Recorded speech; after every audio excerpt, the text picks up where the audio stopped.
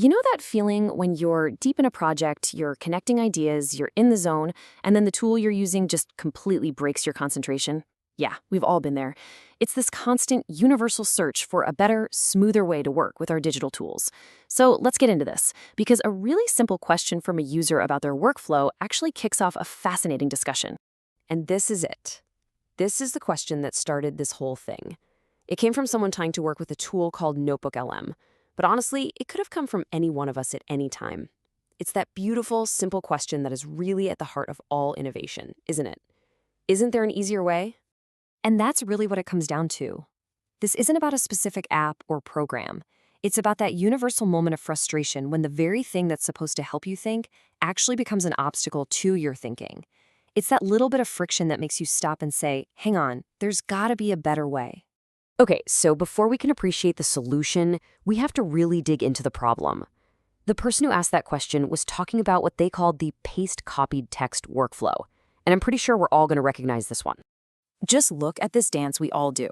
You find a great piece of information in one window. You highlight it, hit copy, then you have to switch over to a completely different application. You paste it in, and then you do it all over again, and again, and again. Every single step is a tiny little mental speed bump, and they add up fast, totally killing your momentum. Let's be real, calling this a workflow is being pretty generous. It's basically digital manual labor. It's clunky, it forces you to constantly switch contexts, and it yanks you out of that creative big picture thinking and shoves you into the weeds of just moving data around. It's the absolute enemy of focus.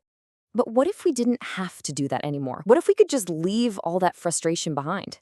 What if instead of being a digital construction worker, you could just talk to your notes? That's the new ideal, the new direction we're heading in. Now this slide, this just lays it out perfectly. On the one hand, you have the old way. It's broken up, it's repetitive, it has no idea what you were just doing. You're just barking commands, copy, paste.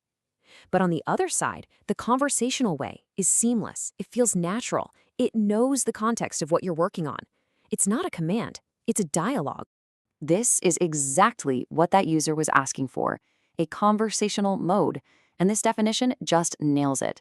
It's all about using plain English, asking questions, and getting answers, like you're working with a research assistant who has already read everything and is ready to chat about it.